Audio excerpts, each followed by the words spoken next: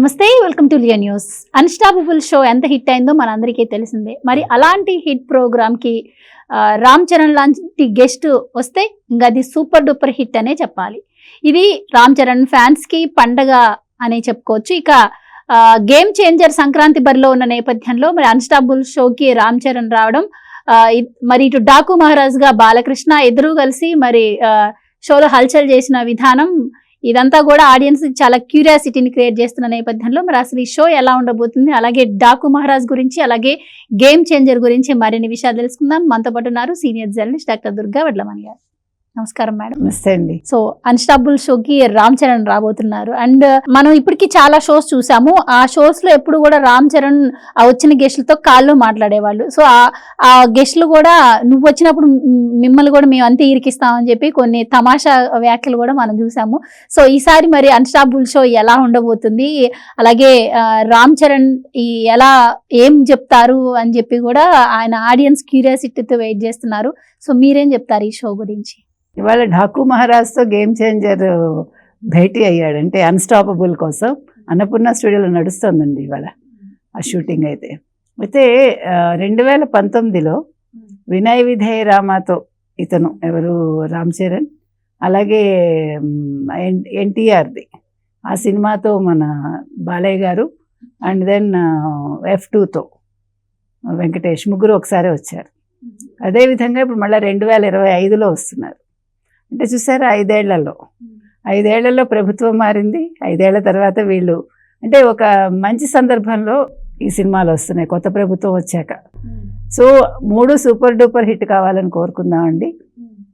ఇప్పుడు వాళ్ళు అంటే రామ్ చరణ్ కారులో దిగటం, షూటింగ్కి రావటం, ఆ వీడియోస్ కావచ్చు, లేకపోతే ఆ ఫొటోస్ కావచ్చు, చాలా వైరల్ అవుతున్నాయి. సో బాలకృష్ణ గారిని ఆయన కలవడం, వాళ్ళు మాట్లాడుకోవటం, ఇవన్నీ కూడా మనం చూసాం. ఆ విజువల్స్ అవంతా చాలా అందరు మీరు అన్నట్టు ఫ్యాన్స్కి ఇది చాలా పెద్ద పండుగ. ప్రభాస్తో ఇంటర్వ్యూ అప్పుడు అన్స్టాపబుల్లో ఆ రోజు రామ్ చరణ్ ప్రభాస్తో మాట్లాడడం, తర్వాత బాలయ్య గారితో ఫోన్లో మాట్లాడడం, నువ్వు ఎప్పుడు వస్తున్నావు అని ఆయన అడగడం, మీరు ఎప్పుడంటే అప్పుడే అని అతను అనడం, ఎప్పుడు అనేది ఇవాళ రావడం.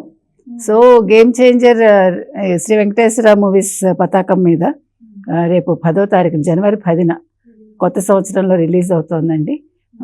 శంకర్ దర్శకత్వం, దిల్ రాజు నిర్మాతగా అది చాలా గ్రాండ్గా రాబోతోంది.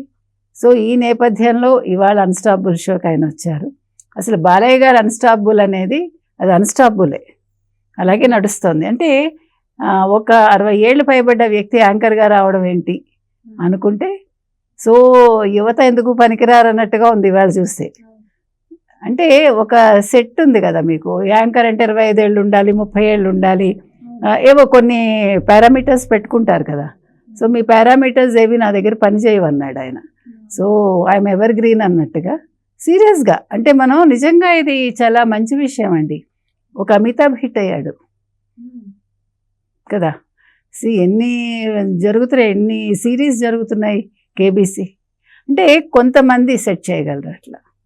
ఆ రకంగా మీకు బాలయ్య గారు అంటే ఆయన ఒక యాంకర్గానే కాకుండా ఒక లైవ్లీ ప్రెజెంటేషన్. ఇప్పుడు ఎదురుగుండా కూర్చున్న వాళ్ళు కూడా చాలా కంఫర్టబుల్గా ఫీల్ అయ్యి అడిగిన దానికి చాలా సరదాగా కావాల్సింది అది. షో అంటే బిగుసుకుపోయి ఏదో బలవంతంగా మాట్లాడి ఏదో అబద్ధాలు చెప్పి అది ఉండదు మీకు. ఆయనతోటి ఏంటంటే ఆయన మీ దగ్గర నుంచి నిజాలే రాబడతారు. ఆ రాబడ్డంలో కూడా చాలా జోవియల్గా ఉంటుంది అది. అంటే చూసేవాళ్ళు ఎంజాయ్ చేస్తారు, వచ్చిన వాళ్ళు ఎంజాయ్ చేస్తారు, ఆయన ఎంజాయ్ చేస్తారు. అంటే మొత్తం ఆ వాతావరణాన్ని ఆయన చాలా ఆహ్లాదకరంగా తయారు చేస్తారు. అది చాలా ముఖ్యమండి. అసలు బాలయ్య గారు ఆ షో చేయటమే అంటే షో నిర్మాతలకి నిజంగా చాలా పెద్ద బూన్ ఆయన. సో ఈరోజు ఏం మాట్లాడతారు, ఎవరితో ఫోన్లో మాట్లాడిస్తారు బాలయ్య అంటే బన్నీతో మాట్లాడిస్తారా, పవన్తో మాట్లాడిస్తారా, చిరంజీవితో మాట్లాడిస్తారా? ఇది ఒక పెద్ద క్వశ్చన్ మార్క్. ఎందుకంటే ఇప్పుడు మనకు తెలుసు పుష్ప 2 వివాదం అవ్వడం, ఈ నేపథ్యంలో ఈ సినిమా రాబోవడం. సో చిరంజీవిని అంటే తండ్రిగా ప్లస్ ఒక నటుడిగా మాట్లాడిస్తారా, లేదు పవన్ కళ్యాణ్ ఒక డిప్యూటీ సీఎం, ఒక నటుడు, అన్నీ. సో అదొకటి ఉత్కంఠగా ఉంది. తర్వాత గేమ్ చేంజర్ గురించి ఇతను ఏం మాట్లాడతాడు, ఎందుకంటే నిన్న లైన్ చెప్పేశాడు Shankar already game changer story ఏంటి అనేది. అంటే శంకర్ అనే ఒక వ్యక్తి తెలుగులో ఇది స్టేట్ సినిమా అనుకుంటా. ఆఫ్టర్ 30 years చెప్పాడు నన్ను, 30 years మీరు నా డబ్బింగ్ సినిమాలని మీరు అంటే అంగీకరించారు, నన్ను ఎంకరేజ్ చేశారు. ఇది మొట్టమొదటిసారి నేను చేస్తున్నాను. నిన్న తెలుగులో మాట్లాడాడు అతను, బాగానే మాట్లాడాడు, ఓకే. సో అప్పుడు చెప్పాడు ఇది నేను డైరెక్ట్గా చేస్తున్నాను అని. సో తెలుగు సినిమా అనేది తెలుగు చిత్ర పరిశ్రమ కాకుండా తెలుగు ప్రజలు కూడా భాషాభేదం లేకుండా ఏ నటుడైనా ఏ నటైనా ఏ డైరెక్టర్ అయినా వాళ్ళకి కథ నచ్చితే చాలు, సినిమా నచ్చితే చాలు, పాటలు నచ్చితే చాలు, దాన్ని హిట్ చేస్తారండి. అంటే వాళ్ళకి ఆ సహృదయత ఉంది తెలుగు వాళ్ళకి. కాబట్టి ఇవాళ ఆయన స్టేట్ సినిమా చేశారు అంటే ఒక ధైర్యంతో. నిజంగా తెలుగు ఇండస్ట్రీ అనేది చాలా గొప్ప ఇండస్ట్రీ కదా.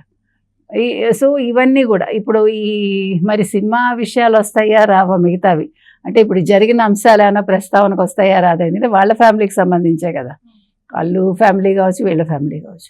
మరి వాటి ప్రస్తావన తెస్తారా బాలయ్య గారు, తేరా, ఇవన్నీ కూడా ఉంటాయి. తర్వాత ఎవరికి వాళ్ళే మీరు అన్నట్టుగా బాలయ్య గారు మరి ఇప్పుడు చంద్రబాబు నాయుడు గారి విషయం వస్తుందా అంటే ఇప్పుడు మరి సినిమాలకి 3 సినిమాలు వస్తున్నాయి, అక్కడ రేట్లు పెంచుతారా లేదా. నిన్న దిల్ రాజు మాట్లాడినప్పుడు కృష్ణాలోనే సినిమా పుట్టింది చెప్పాలంటే తెలుగు చిత్ర పరిశ్రమకి ఆద్యం అదే కదా, అక్కడ ఎక్కువ థియేటర్స్ ఉండే ఫస్ట్ థియేటర్ అక్కడే కదా. సో ఆ రకంగా తీసుకున్నప్పుడు మరి ఇక్కడ ఈయన రేవంత్ రెడ్డి గారు ఆల్రెడీ పెంచనన్నారు కదా. అంటే ఓకే, ఆయన కరెక్ట్, ఆయన పాయింట్ ఆఫ్ వ్యూలో దాన్ని ఎవరు తప్పుపట్టరు. బెనిఫిట్ షోస్ ఉండవు, టికెట్ రేట్లు పెంచనన్నారు కాబట్టి అక్కడ పెంపుదల గురించి ఏమైనా మాటలు వస్తాయా అంటే ఇది ఎలా ఉండబోతోంది అనేది. తర్వాత రామ్ చరణ్ నటన గురించి ఏంటి, నెక్స్ట్ బుచ్చిబాబుతో అతను ఇంకొక సినిమా చేయబోతున్నాడు, అంటే ఉప్పెన చేశాడు కదా బుచ్చిబాబు. సో నెక్స్ట్ ఇంకొక మూవీ ఇంకా పేరు పెట్టలేదు దానికి, సుకుమార్ పర్యవేక్షణలో జరుగుతుందని మనకు తెలుస్తోంది. సో ఆ సినిమా గురించి ఉండొచ్చు. తర్వాత శంకర్ కూడా ఈ షోలో పాల్గొవచ్చు అన్నారు. తర్వాత సుకుమార్ వస్తారు అనుకుంటున్నాను గేమ్ చేంజర్కి.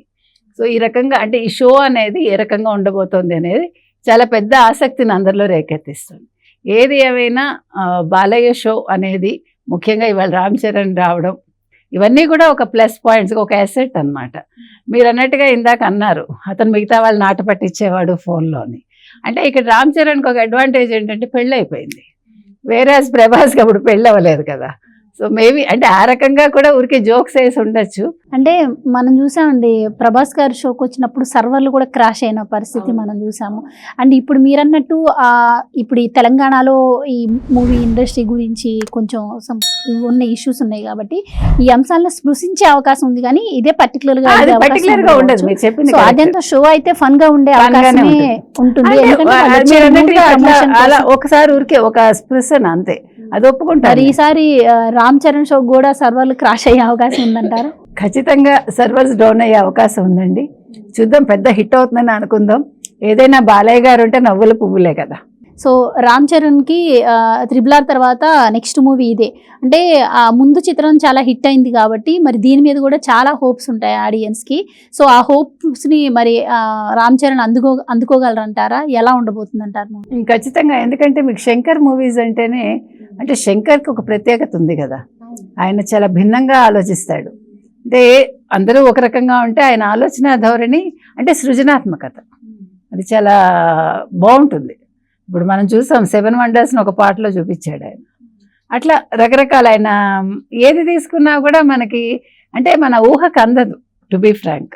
అందుకని ఈ సినిమా కూడా గేమ్ చేంజర్ కూడా అవినీతి మీద యుద్ధం ప్రకటించినట్టుగానే మనకు అనిపిస్తుంది నా స్టోరీ లైన్ చెప్పినప్పుడు.